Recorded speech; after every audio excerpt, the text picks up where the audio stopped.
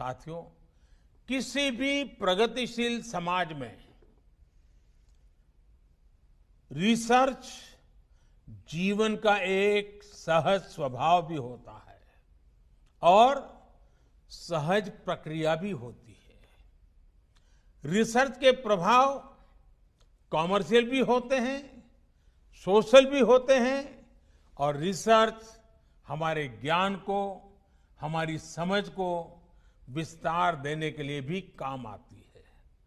कई बार रिसर्च करते समय यह अंदाजा नहीं होता है कि फाइनल गोल के अलावा भी वो और किस दिशा में जाएगी, भविष्य में वो और किस काम आएगी।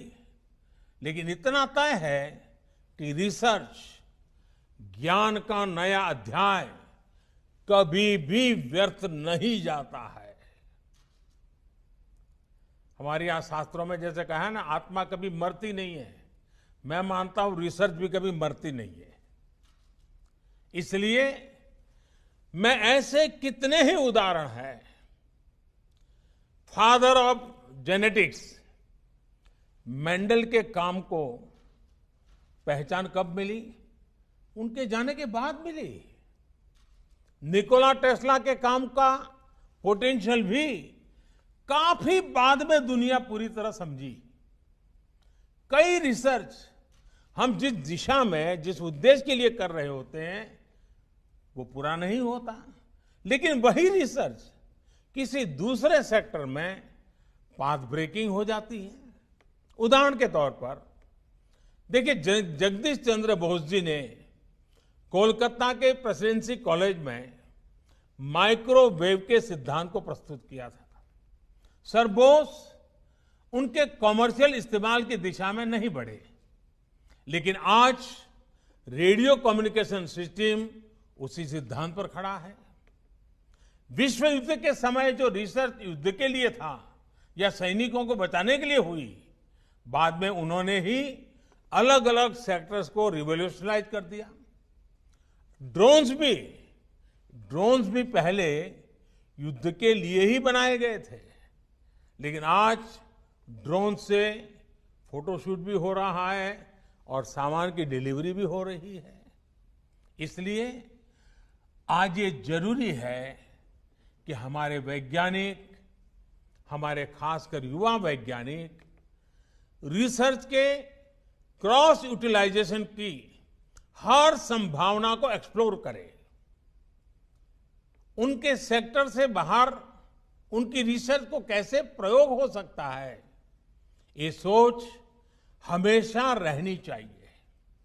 साथियों, आपकी छोटी सी रिसर्च कैसे दुनिया का भविष्य बदल सकती है, कई उदाहरण हैं दुनिया में। अगर बिजली का उदाहरण ले ले, आज जीवन का कोई ऐसा हिस्सा नहीं है, कोई पहलू नहीं है जहां बिजली के बिना गुजारा हो सके।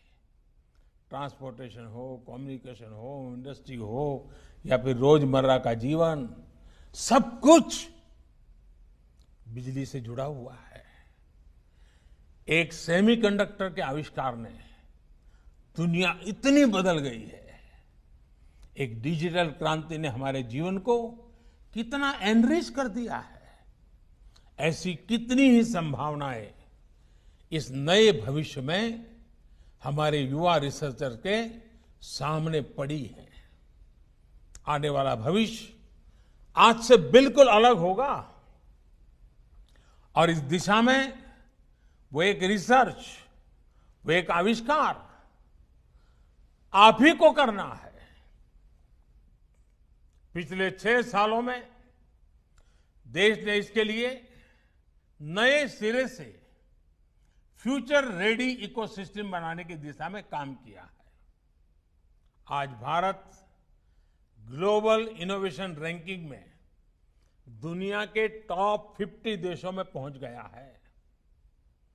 देश में आज बेसिक रिसर्च पर भी जोर दिया जा रहा है और peer reviewed science and engineering publications की संख्या में भारत दुनिया के टॉप 3 देशों में है। आज भारत में इंडस्ट्री और इंस्टीट्यूशंस के बीच कोलैबोरेशन भी मजबूत किया जा रहा है। दुनिया की बड़ी बड़ी कंपनियां भी भारत में अपने रिसर्च सेंटर और फैसिलिटीज स्थापित कर रही है। बीते वर्षों में इन फैसिलिटीज की संख्या भी बहुत ज्यादा बढ़ी है। इसलिए साथियों, आज भारत के युवाओं के पास रिसर्च और इनोवेशन में असीम संभावनाएं हैं। लेकिन आज हमारे लिए जितना इनोवेशन क्रिटिकल है, उतना ही महत्वपूर्ण है इनोवेशन को इंस्टीट्यूशनलाइज करना। ये कैसे हो, इंटेलेक्चुअल प्रॉपर्टी की सुरक्षा कैसे हो, ये भी आज हमारे युवाओं को सिखाना है। हमें ये याद रखना है कि हमारे जितने पेटेंट्स होंगे, उनकी यूटिलिटी हमारे इन पेटेंट्स की होगी।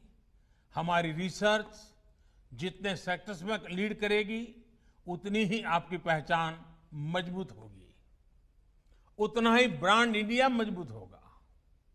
हम सबको कर्मण्येवाधिकारस्ते मां फलेषु कदाचन के मंत्र से ऊर्जा लेकर कर्म में जुटे रहना है। और शायद इस मंत्र को जीवन में अगर किसी ने उतारा है, तो मुझे हमेशा लगता है साइंटिस्टों ने उतारा हुआ है। उनका यही मन रहता है, वो लेबोरेटरी में एक ऋषि की तरह तपस्या करते रहते हैं और कर्मण्येवाधिकारस्ते मां फलेषु कदाचन, कर्म करते रहो, फल मिले या न मिले वो लगा रहता है। आप सिर्फ भारत की साइंस और टेक्नोलॉजी के एक कर्मयोगी नहीं है, बल्कि आप 130 करोड़ से ज्यादा भारतीयों की आशा और अपेक्षाओं की पूर्ति के भी साधक है।